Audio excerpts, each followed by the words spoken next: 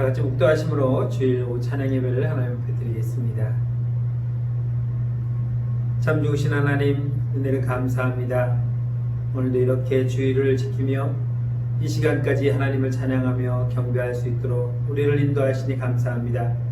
늘 주 앞에 경배하며 주의 이름을 높이는 우리의 삶이 될 수 있도록 인도하시고, 오늘 주신 모든 말씀들을 우리가 영의 양식으로 삼고 한 주간도 믿음으로 승리하는 귀한 힘이 되게 하여 주옵소서. 예수님의 이름으로 감사하며 기도드렸습니다. 아멘. 찬송가 563장 찬양하신 후에 최영희 권사님 기도해 주시겠습니다.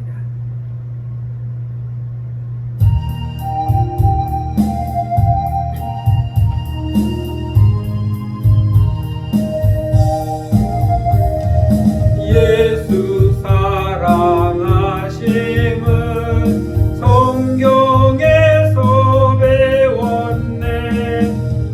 우리들은 약하나 예수 권세 많도다. 날 사랑하심, 날 사랑하심, 날 사랑하심 성경에 쓰였네. 나를 사랑하시고 나의 죄를 다시서 하늘 문을 여시고 들어가게 하시네. 날 사랑하심, 날 사랑하심, 날 사랑하심 성경에 쓰였네. 내가 연약할수록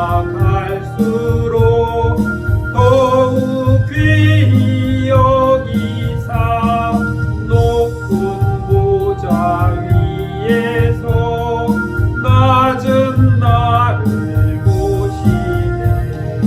날 사랑하심, 날 사랑하심, 날 사랑하심 성경에 쓰였네. 세상 사는 동안에 나와 함께 하시고 세상 떠나가는 날 천국 가게 하소서. 날 사랑하심, 날 사랑하심,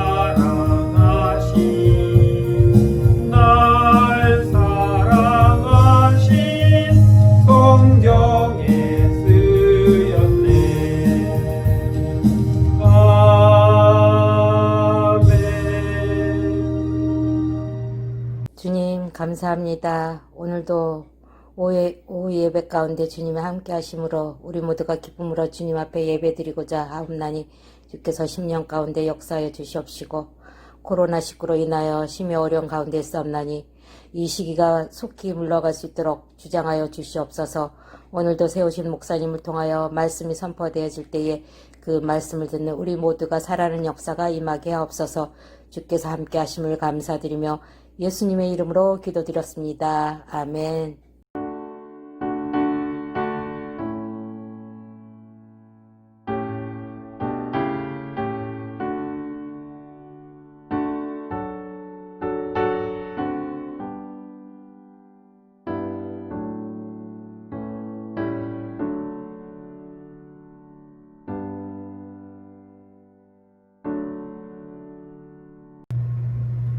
하나님의 말씀은 신약성경 야고보서 2장 1절로 13절 말씀입니다. 신약성경 372쪽 야고보서 2장 1절로 13절 말씀 찾으신 줄 알고 제가 봉독하겠습니다. 내 형제들아, 영광의 주 곧 우리 주 예수 그리스도에 대한 믿음을 너희가 가졌으니 사람을 차별하여 대하지 말라. 만일 너희 회당에 금가락지를 끼고 아름다운 옷을 입은 사람이 들어오고 또 남루한 옷을 입은 가난한 사람이 들어올 때에 너희가 아름다운 옷을 입은 자를 눈여겨보고 말하되 여기 좋은 자리에 앉으소서 하고 또 가난한 자에게 말하되 너는 거기 서 있든지 내 발등상 아래에 앉으라 하면 너희끼리 서로 차별하며 악한 생각으로 판단하는 자가 되는 것이 아니냐. 내 사랑하는 형제들아 들을지어다. 하나님이 세상에서 가난한 자를 택하사 믿음에 부요하게 하시고 또 자기를 사랑하는 자들에게 약속하신 나라를 상속으로 받게 하지 아니하셨느냐. 너희는 도리어 가난한 자를 업신여겼도다. 부자는 너희를 억압하며 법정으로 끌고 가지 아니하느냐. 그들은 너희에게 대하여 일컫은 바 그 아름다운 이름을 비방하지 아니하느냐. 너희가 만일 성경에 기록된 대로 내 이웃 사랑하기를 내 몸과 같이 하라 하신 최고의 법을 지키면 잘하는 것이거니와 만일 너희가 사람을 차별하여 대하면 죄를 짓는 것이니 율법이 너희를 범법자로 정죄하리라. 누구든지 온 율법을 지키다가 그 하나를 범하면 모두 범한 자가 되나니 간음하지 말라 하신 이가 또한 살인하지 말라 하셨은즉 내가 비록 간음하지 아니하여도 살인하면 율법을 범한 자가 되느니라. 너희는 자유의 율법대로 심판받을 자처럼 말도 하고 행하기도 하라. 긍휼을 행하지 아니하는 자에게는 긍휼 없는 심판이 있으리라. 긍휼은 심판을 이기고 자랑하느니라. 아멘. 오늘은 본문의 말씀을 통해서 차별하지 말라는 내용으로 하나님 말씀을 함께 나누고자 합니다. 기독교에는 가난한 자를 경시하고 부자에게 호의를 베푸는 그런 차별을 해서는 안 된다라고 성경이 우리에게 말씀해 주고 있습니다. 이러한 사람은 하나님의 가치 판단에 대해서 역행하는 일을 하는 사람이고 또한 가난한 자들을 학대하는 것은 그것을 사랑하시는 그리스도를 경멸하는 것이다 라고 말할 수 있습니다. 주님은 이 땅에 오셔서 사역을 하실 때에 가난한 자들, 소외받는 자들을 먼저 찾아가셨습니다. 그리고 그들에게 먼저 손을 내미셨고 그들을 먼저 죄에서 용서해 주시는 그러한 은혜를 베푸셨던 것을 볼 수 있습니다. 주님께서 먼저 부자를 찾아가신 적은 없습니다. 이처럼 주님은 가난하고 소외받는 자들을 더 사랑하심으로 말미암아 그들이 모든 사람들에게 소외받지 아니하고 모두 평등하게 대우를 받을 수 있는 그런 자인들을 먼저 보여주셨던 것입니다. 이웃을 섬기고 또한 사랑하지 않는 사람은 하나님의 율법 전체를 어기는 셈이다라고 이렇게까지 말씀하고 있습니다. 우리가 하나님 말씀을 잘 지킨다고 노력을 합니다. 1계명도 지키고 2계명도 지키고 3계명도 지키고 모든 계명을 다 지켜 행하는 사람이 어떤 한 가지를 범하느냐? 바로 이런 내 이웃을 내 몸과 같이 사랑하라는 이 계명을 어김으로 말미암아 율법 전체를 어기는 것이라고 볼 수 있습니다. 아니 하나 어겼는데 나머지를 다 어겼다고 하면 좀 무리가 아닙니까? 라고 반문하는 사람도 있을 수도 있습니다. 그러나 이 내 이웃을 내 몸과 같이 사랑하라고 하신 이 율법의 한 부분은 하나님께서 주신 십계명의 절반 이상을 범하는 것과 같은 것입니다. 제5계명에 내 부모를 공경하라. 그리고 살인하지 말고 간음하지 말고 도적질하지 말고 남을 속이지 말고 남에 가서 탐나지 말라고 하는 이 6가지 계명이 다 내 이웃을 내 몸과 같이 사랑하라고 하신 그 모든 말씀에 포함되어 있기 때문입니다. 그래서 주님은 새 계명을 주실 때에 첫째는 내 하나님 여호와를 섬기며 사랑하며 두 번째는 내 이웃을 내 몸과 같이 사랑하라고 우리에게 말씀하셨기 때문에 내가 다른 것을 다 지켰고 또한 사랑을 하지 않은 것 이 하나만 내가 부족했다라고 해서 그 한 가지만 면책을 받는 것이 아니라 그 한 가지로 인해서 모든 하나님의 말씀을 지키지 않았다라고 볼 수 있는 것입니다. 내 이웃 하나도 사랑하지 못하고 내 이웃 하나도 섬기지 못하고 살아계신 부모를 공경하지 않는 자가 눈에 보이지 않는 전능하신 하나님을 어떻게 섬기며 사랑할 수가 있겠습니까? 이것은 거짓에 해당되는 위선적인 행동이기 때문에 내 이웃을 사랑하지 않는 것 그 자체만으로도 우리는 하나님의 말씀을 전혀 지키지 않는다라고 말해도 과언이 아닐 것입니다. 그러므로 우리는 매일매일의 생활을 통해서 정말 하나님 말씀대로 내 이웃을 사랑하고 내 이웃을 섬기며 내 이웃을 돌보는 일에 힘써 나가야 하는 것입니다. 왜냐하면 이것이 하나님의 뜻이고 하나님의 뜻을 행하는 우리의 삶이기 때문입니다. 그렇다면 우리는 어떻게 해야 되는가? 먼저 예수 그리스도와 차별에 대한 대우를 우리는 해서는 안 된다는 것입니다. 오늘 1절 말씀 보면은 내 형제들아 영광의 주 곧 우리 주 예수 그리스도에 대한 믿음을 너희가 가졌으니 사람을 차별하여 대하지 말라고 말씀하고 있습니다. 우리가 그리스도에 대한 사랑을 가졌고 내가 하나님께 구원받았다고 하는 성도가 되었다고 한다면은 우리는 사람을 차별해서는 안 된다라고 말씀하고 있습니다. 영국 교회는 교회가 왕이 앉은 자리에 따로 있었다라고 말하고 있습니다. 또한 미국의 긴 드레스형 정장을 입고 마차를 타고 와서 예배를 드리며 가난한 사람들은 그러한 엄두를 내지 못하기 때문에 위화감을 느끼는 그런 모습도 보였다라고 말하고 있습니다. 심지어 앉는 자리도 이렇게 구별해서 앉았다라고까지 하고 있습니다. 한 예화로 보면은 미국의 어떤 예배당에 사람들이 예배를 드리는데 낡고 허름한 옷을 입은 한 노신사가, 신사라고 하기는 좀 그렇고 나이든 어르신이 예배를 드리려고 들어왔는데 문 앞에 앉아있던 사람이 당신은 우리 교회에서 예배 드릴 수 없습니다 라고 막아내 드려요. 그래서 왜 나는 드릴 수 없냐 했더니 당신같이 그렇게 남루한 옷을 입고 보잘것없는 그러한 사람은 우리 교회에서는 예배를 못 드립니다 하고 내어 쫓았다는 것이죠. 그런데 그 내어 쫓김을 받은 사람이 누구였냐? 바로 주님이었다는 것입니다. 물론 이것은 지어낸 얘기일 것입니다. 예화로 들기 위해서. 그처럼 우리는 주님 앞에 누구든 예외가 되지 아니하고 전부 다 동일하게 대우를 받아야 함에도 불구하고 우리는 그 사람의 학벌이나 그 사람의 어떤 사회적 지위나 직장에서의 직급이나 아니면은 재산의 많고 적음을 가지고 우리는 판단한다는 것입니다. 우리 교회는 제가 보기에는 한 5천만 원짜리 이상 되는 밍크 코트를 입고 오시는 분이 없어서 참 다행입니다만 강남에 큰 교회들 가면은 아주 삐까뻔쩍하게 하고 교회 오는 사람들이 있습니다. 용산에 그 어느 교회 가면은 그 아파트 단지에 이제 주변에 가면은 차들이 세워져 있는데 마치 외제차 전시장 같아요. 그 단지는. 그 단지 앞에 교회가 있는데 그 교회도 마찬가지입니다. 주일날 예배드리러 오는 사람들이 전부 다 벤 모차를 타고 비 모차를 타고 또 순전히 수입차 이런 차들만 쫙 타고 와서 예배를 드리는 거예요. 거기에 타고 오는 장로님이나 집사님이나 권사님들은 옷이 또 보통 옷이 아닙니다. 그냥 쉽게 얘기해서 우리가 쉽게 살 수 있는 그런 옷이 아닙니다. 그렇게 아주 비싼 옷에 그리고 아주 값비싼 보석과 목걸이, 귀걸이를 달고 반지를 끼고 아주 그 우아하게 와서 예배를 드리는데 제가 가도 저는 아주 초라해 보일 것 같아요. 그 사람들은 몸에 두는 것만 해도 몇 천만 원이 가죠. 심지어는 몇 억이 가는 사람도 있어요. 연예인, 요즘 젊은 아이돌이라고 하는 어느 가수가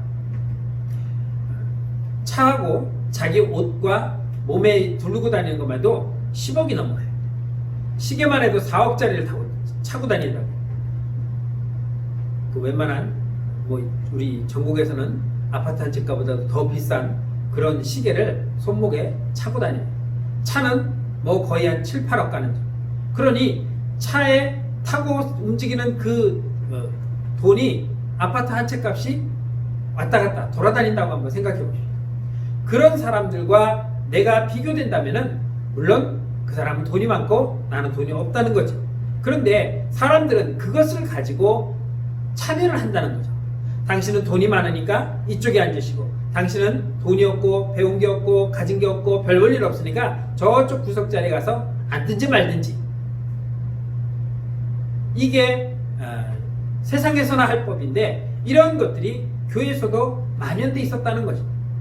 당시의 초대교회도 이런 일들이 보였기 때문에 이런 일들이 나타났기 때문에 오늘 야고보 사도는 우리에게 그렇게 말하는 것입니다. 사람의 가치는 돈이나 명예나 또한 지식이나 권세 있는 것이 아니라 주님의 은혜로 구원 받았는가 아닌가가 우리에게는 가장 중요한 가치가 되는 것입니다. 이러한 잘못된 가치를 오늘 성경은 뭐라고 말합니까? 2절로 4절에 보면은 만일 너희 회당에 금가락지를 끼고 아름다운 옷을 입은 사람이 들어오고 또 남노한 옷을 입은 가난한 사람이 들어올 때에 너희가 아름다운 옷을 입은 자를 눈여겨보고 말하되 여기 좋은 자리에 앉으소서 하고 또 가난한 자에게 말하되 너는 거기 서 있든지 내 발등상 아래에 있으라 하면 너희끼리 서로 차별하며 악한 생각으로 판단하는 자가 되는 것이다 라고 말하고 있습니다. 하나님은 말씀하시기를 나는 너희를 외모로 판단하지 않는다 라고 말씀하시는데 하나님께서 판단하지 않는 그 기준을 가지고 우리가 판단을 한다는 것입니다. 장로가 되려면은 적어도 재산이 좀 많아야 돼요. 왜? 장로 임직을 하려면은 장로 피택을 받아서 당선이 돼가지고 장로 임직을 하려면 강남의 큰 교회 같은 경우는 최하 5천에서 1억 정도는 헌금할 수 있어야 돼요. 권사들도 3천만 원 정도는 헌금할 수 있어야 권사 취임을 할 수가 있는 거예요. 그러니 만약에 내가 강남교회를 다니는데 장로에 피택이 됐다고 했을 때 저는 장로 취임식을 못할 것 같아요. 왜? 5천만 원, 1억이 없기 때문에. 여러분, 우리 교단에 강남 쪽에 큰 교회가 있어요. 사랑모 교회라고 있는데 그 교회가 요즘 서울시하고 좀 많이 시끄럽죠? 약 3,300억 정도의 공사비를 들여서 성전을 지었습니다. 3,300억이에요. 그 교회가 헌당을 했습니다. 여러분, 헌당을 했다는 건 교회 부채를 하나도 남기지 않았다는 거예요. 교회 지으면서 그 3,300억이라는 모든 재정을 다 지출했기 때문에 교회는 빚이 없고 온전히 그대로 남았기 때문에 하나님께 이제 드리는 거예요. 빚이 있으면 그 빚 때문에 우리가 온전히 하나님 앞에 헌당식을 못 하는데 빚을 다 건축비를 다 납부했기 때문에 헌당을 하는 거지. 그런 어떤 재정, 능력 이것이 하나님 앞에 믿음 생활하는 어떤 기준이 되고 척도가 된다고 한번 생각해 보십시오. 그러면 가난한 사람은 예수를 믿을 수가 없어요. 가난한 사람은 장로가 될 수 없고 권사가 될 수 없어요. 저는 다른 교회에서 다른 목사님들하고 할 때 우리 교단, 우리 노예, 저 의정부에 있는 어느 교회도 빚이 좀 많아가지고 장로 세우는데 2천만 원씩 헌금하라고 그랬다고요. 제가 그랬어요. 우리는 100만 원이다. 우리는 재정이 없어서 그냥 그 장립식 하는데 필요한 예산만 딱 해가지고 최소한으로 딱 맞춰서 그것을 임직자들에게 동일하게 권사고 안수집사고 장로고 차별하지 아니하고 동일하게 나눠서 이렇게 취임 임직식을 했다고 하면서 제가 그렇게 얘기를 했더니 놀라더라고요. 교회가 임직을 하면서 직분을 파는 거예요. 중세교회에 있었던 그런 성직 매매 그것과 다를 바가 뭐가 있겠습니까? 내가 하나님 앞에 부름받아서 이 직분을 받아 죽도록 충성하려고 하는데 그 직분을 돈을 주고 산다? 이거는 옳은 방법이 아닌 것이죠. 하나님의 기준은 무엇입니까? 이러한 재물로 기준을 삼는 것이 아니라는 것이죠. 5절 말씀 보면은 내 사랑하는 형제들아 들을지어다 하나님이 세상에서 가난한 자를 택하사 믿음에 부여하게 하시고 또 자기를 사랑하는 자들에게 약속하신 나라를 상속으로 받게 하지 아니하셨느냐라고 말씀합니다. 하나님은 부유한 자를 택한 것이 아니라 가난한 자를 들어서 그가 믿음의 부자가 되게 하셨습니다. 그리고 하나님 나라를 상속할 수 있는 그런 상속자로 하나님께서는 삼아 주셨다는 것입니다. 사무엘상 16장 7절에서는 하나님은 외모로 보지 않는다고 했습니다. 사무엘이 기름병을 들고 하나님 말씀대로 이새의 집에 가서 그 아들 중에 하나를 머리에 기름 부으려고 왕으로 기름 부으려고 할 때에 첫째부터 일곱째까지 얘가 기구나. 얘가 인물도 좋고 키도 좋고 얘는 좀 똘똘하게 생겼고 얘는 잘생겼고 여러 가지로 부으려고 할 때마다 하나님은 아니다라고 말리셨습니다. 너는 외모로 볼지 모르겠지만 나는 외모로 보지 않는다. 다윗은 그 8형제 중에 가장 어린 아이였습니다. 보잘것없는 아이였습니다. 그러나 그의 마음에는 늘 하나님을 찬양하며 하나님을 경배하는 그런 믿음의 마음이 있었기 때문에 하나님은 다윗을 선택하신 것입니다. 다윗은 하나님 마음에 합한 자다라고 성경은 증거하고 있습니다. 그래서 자기를 사랑하는 자에게 하나님 나라를 유업으로 주는 이러한 은혜를 우리에게 베푸시는 것입니다. 하나님의 기준은 다른 데 있지 않습니다. 그 사람이 헌금을 많이 하는 것이 중요한 것이 아니고 그 사람이 예배에 빠지지 않는 것이 중요한 것이 아니고 하나님은 무엇을 중요하게 보시느냐? 하나님 당신을 얼만큼 사랑하느냐? 네가 나를 얼만큼 사랑하느냐? 여기에 하나님은 제일 첫 번째 관심을 두고 있다는 것입니다. 교회에 안 빠지고 계속 나올 수 있습니다. 저는 초등학교 2학년 때 1년 동안 모든 예배 한 번도 안 빠졌어요. 왜냐면 1학년 때 제가 이제 이사를 와서 교회를 중간에 들어왔는데 한 번도 안 빠졌는데 연말시상에 개근상을 안 주는 거예요.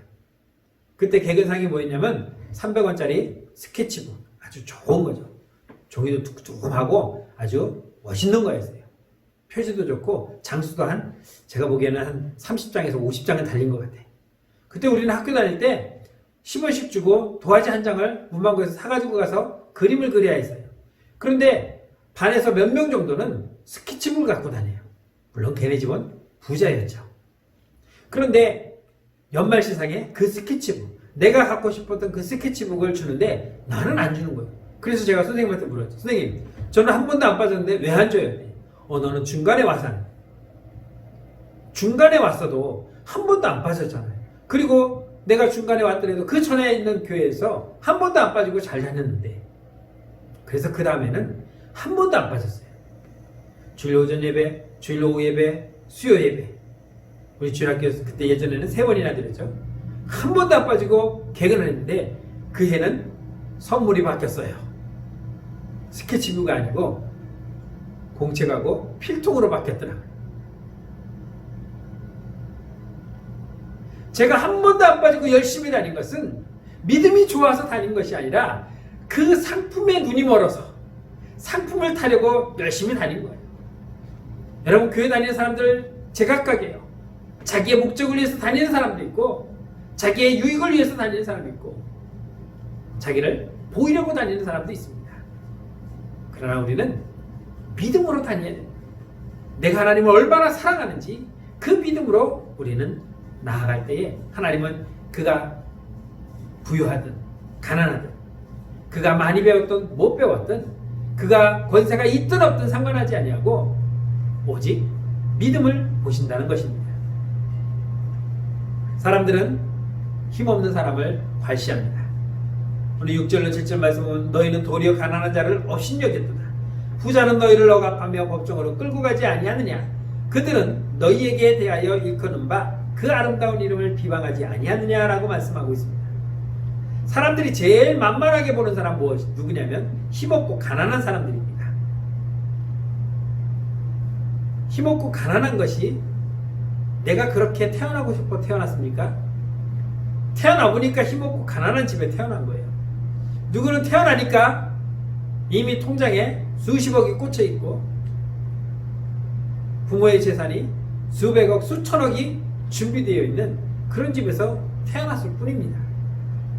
그런데 이것이 내가 차별받아야 할 그런 기준은 되지 못한다는 거죠. 누구는 고아로 태어나고 싶어서 고아로 태어납니까? 누구는 장애인으로 태어나고 싶어서 장애인으로 태어납니까? 원치 않지만 그렇게 태어났고 그런 환경이 우리에게 주어졌는데 이것이 다른 사람에게 멸시받고 천대받아야 할 이유는 없다는 것입니다. 교회 안에서도 부자는 행사를 합니다. 이것은 옳지 않은 것이죠. 세상 사람들이나 하는 것입니다. 우리가 불의한 청지기로 불의한 재판관을 보면 알 수 있죠. 재판하는 재판관이 아주 나쁜, 그래서 자기에게 뇌물을 주는 자에게 좋은 판결을 주고, 뇌물을 주지 않으면 그냥 불리한 판결을 내리는 자였습니다. 그런데 주 앞에 나와 있는 우리들이 그러한 모습으로 남을 비방하거나 판단하거나 멸시하거나 업신여긴다면 이는 하나님이 원치 않는 일이기에 우리는 하나님 앞에 책망받을 수밖에 없는 것입니다. 교회는 오히려 그러한 자들을 존중해 줘야 됩니다. 그러한 자들을 사랑해 줘야 되고, 그러한 자들에게 더 가까이 다가갈 수 있어야 되는 것입니다. 하나님은 이스라엘 백성들에게 과부와 고아와 나그네를 외면하지 말라고 했습니다. 그들을 무시하지 말고 그들에게 최선을 다해서 도라고 말하고 있습니다. 그래서 그들은 그러한 과부와 고아들을 위해서 11조를 특별히 했습니다. 3년마다 한 번씩 11조를 해서, 그때는 3년째 해당되는 11조는 모두 가난한 자들에게 돕는 구제비로 사용했던 것을 성경이 보여주고 있습니다. 우리는 외모로 사람을 판단하는 것이 아니라 내가 얼만큼 주님을 사랑하는 자인가를 먼저 우리가 바라볼 수 있어야 됩니다. 최고의 법은 외모로 판단하는 것이 아니라 하나님의 말씀으로, 믿음으로 판단하는 것입니다. 8절로 11절 말씀 보면은 너희가 만일 성경에 기록된 대로 내 이웃 사랑하기를 내 몸과 같이 하라 하신 최고의 법을 지키면 잘하는 것이니와, 만일 너희가 사람을 차별하여 대하면 죄를 짓는 것이니 율법이 너희를 범법자로 정죄하리라. 누구든지 온 율법을 지키다가 그 하나를 범하면 모두 범한 자가 되나니, 간음하지 말라 하신 이가 또한 살인하지 말라 하셨은즉 내가 비록 간음하지 아니하여도 살인하면 율법을 범한 자가 되리라고 말씀하고 있습니다. 이웃사랑은 모든 율법을 다 지키는 데부터 시작되는 것입니다. 이 영어 성경에는 왕족들의 법이라고 이렇게 표현하고 있습니다. 우리는 그리스도 안에서 만왕의 왕이신 하나님의 자녀들이며 거룩한 왕족들입니다. 그렇기 때문에 하나님이 주신 이 율법은, 하나님이 주신 이 계명은 하나님의 자녀들인 우리가, 왕같은 제사장으로 부름받은 우리가 지키는 왕족들의 법인 것입니다. 그래서 좀 더 고귀하게 그리고 진실되게 잘 지켜야 하는 것. 하나님 나라는 이웃을 사랑하며 가난한 자들을 돌보는 곳입니다. 그래서 우리는 재물이 많은 자보다는 오히려 가난하고 부족한 자들, 이러한 자들이 더 믿음으로 신실했을 수 있는 것입니다. 그래서 주님이 말씀하시기를 부자가 천국 가는 것이 낙타가 바늘길을 들어가는 것보다 더 어렵다라고 말씀하고 있습니다. 부자는 재물이 많기 때문에 근심 걱정이 없습니다. 늘 풍요롭고 넉넉한 삶을 사는, 그래서 아쉬운 게 없기 때문에 하나님을 찾지 않습니다. 그러나 가난하고 힘없는 자들은 늘 부족하고 연약하기 때문에 하나님을 찾고 하나님 앞에 나아갑니다. 하나님의 그 은혜를 구하는 것이죠. 이러한 사람들은 모두 다른 계명을 지켜도 율법이 그를 범법자로 만든다고 말하고 있습니다. 지키지 않는, 이웃을 사랑하지 않는 자, 그들은 스스로가 범법자가 될 수밖에 없는 것입니다. 마지막으로 하나님의 심판이 기다리고 있음을 우리는 기억해야 됩니다. 12절 13절 말씀은 너희는 자유의 율법대로 심판을 받을 자처럼 말도 하고 행하기도 하라. 긍휼을 행하지 아니하는 자에게는 긍휼 없는 심판이 있으리라. 긍휼은 심판을 이기고 자랑하느니라. 우리가 하나님 말씀을 지키지 아니하고 세상적 기준으로 판단한다면 우리는 하나님 심판을 면할 길이 없습니다. 그리스도 안에서 구원받은 성도들은 율법에서 해방되었습니다. 더 이상 율법에 구속되어 사는 자들이 아닙니다. 이제는 죄로부터 해방되어 살아가는 거룩한 성도입니다. 그 거룩한 성도들이, 구원받은 성도들이 서로 사랑하며 서로 섬기며 살아가는 것은 지극히 당연한 것입니다. 이제는 율법으로 말미암아 내가 죄인이라고 하는 그러한 죄에 굴레 있는 것이 아니라 그리스도의 사랑으로 우리는 해방되었고 이제 주님이 주신 그 참된 평안과 위로와 자유를 누릴 수 있는 것입니다. 하나님 나라는 바로 이러한 자들의 곳입니다. 하나님이 그 베푸신 그 긍휼을 우리가 받았기에 우리는 그 나라에 들어갈 수가 있는 것입니다. 연약한 자를 긍휼히 여기고 부족한 자에게 손을 잡아준 그러한 곳이 바로 하나님의 나라입니다. 주님이 비유로 말씀하실 때 1만 달란트를 빚진 자야 100데나리온 빚진 자에 대한 비유를 말씀하셨습니다. 왕에게 1만 달란트를 빚진 자가 그 모든 것을 탕감받고 풀려났지만 그는 자기에게 빚진 100데나리온 빚진 자를 어떻게 했습니까? 그냥 잡아다가 때리고 옥에 가두고 자기가 받은 은혜를 자기는 베풀지 아니함으로 말미암아 그는 결국 하나님의 긍휼에서 벗어나게 된 것입니다. 하나님께서는 긍휼을 베풀지 않는 자에게는 긍휼 없는 심판을 내리신다고 분명하게 말씀하고 있습니다. 우리는 하나님이 베푸신 그 은혜와 긍휼을 기억하고 나도 이제 남에게 베풀 수 있는 그러한 믿음의 삶으로 나가야 하는 것입니다. 긍휼은 하나님의 심판도 이겨낼 수 있게 만듭니다. 그러므로 우리는 하나님의 말씀을 기억하면서 내가 받은 그 은혜와 사랑, 그 긍휼을 기억하면서 다른 사람을 차별하거나 또한 업신여기거나 무시하는 이러한 것이 아니라 정말 어린아이들, 가난한 자들, 약한 자이든 우리는 늘 섬기며 그리스도의 사랑으로 품고 함께 나아가는 믿음의 삶이 그리스도의 사랑을 실천하는 저와 여러분들이 되시기를 주의 이름으로 축원합니다. 기도하겠습니다. 참 좋으신 하나님, 은혜를 감사합니다. 주께서 우리에게 은혜를 베푸사 긍휼을 베푸사 우리를 죄에서 구원하여 주심을 기억합니다. 하나님, 이 은혜를 우리가 잊지 아니하고 정말 우리도 주께 받은 사랑을 나누는 그런 믿음의 성도가 될 수 있도록 인도하여 주옵소서.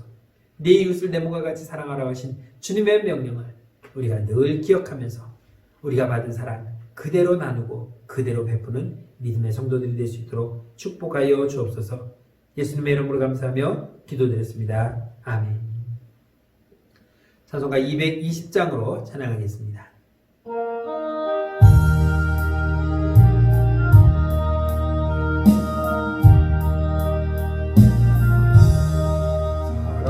사랑하는 주님 앞에 형제자매 한자리에 크신 은혜 생각하며 즐거운 찬송 부르네. 내 주 예수 오늘 받아 모든 사랑 내 몸같이 환난 근심 위로하고 진심으로 사랑하세. 사랑하는 주님 앞에 온갖 충성 다 바쳐서 괴로우나 즐거우나 주님만 힘써 섬기네. 우리 주님 거룩한 손 제자들의 발을 씻어 남 섬기는 종의 도를 몸소 행해 보이셨네.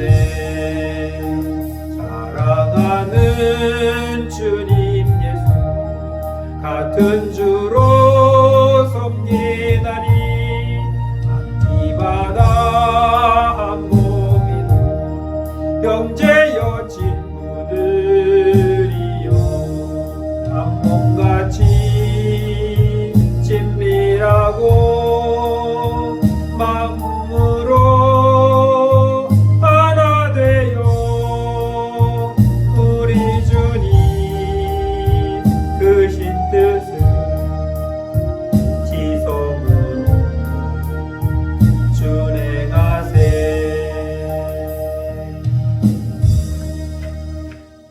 교회 속 전해드립니다. 우리 2020년도 이제 한 달 반 정도 남았는데 끝까지 새 일을 행하며 살아가는 성도들이 되시기를 주님의 이름으로 축원합니다.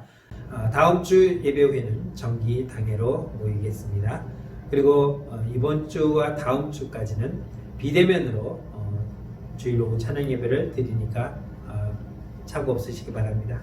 대신 새벽 기도회, 수요 기도회, 구역 예배는 정상적으로 진행되니까 잊지 않고 꼭 참여해 주시면 고맙겠습니다. 보건위생에 힘써서 코로나19의 철저한 위생관리를 잘 해주시기를 부탁드리며 나라 민족을 위해서 교회의 부흥과 맡기신 사명 감당을 위해서 우리 선교지와 선교사역을 위해서 영육 간의 어려운 자들을 위해서 또 코로나19의 종식을 위해서 항상 잊지 않고 늘 기도해 주시기 바랍니다. 모든 예배 빠짐없이 참여해서 예배 삶이 될 수 있도록 늘 힘써 나가시고 또 새벽 기도에도 함께 동참해 주시길 부탁드리겠습니다. 기도하겠습니다. 이제는 우리 주 예수 그리스도 은혜와 하나님 아버지의 넓고 크신 사랑하심과 성령님의 감화 감동 위로 역사하심이 언제나 주의 말씀대로 섬기며 사랑하며 살아가게 다짐하는 주의 택한 모든 권속들 머리 위에 저들의 가정과 생업과 직장 위에 우리 사랑하는 모든 자녀들 머리 위에 이제부터 영원토록 함께 계실지어다. 아멘.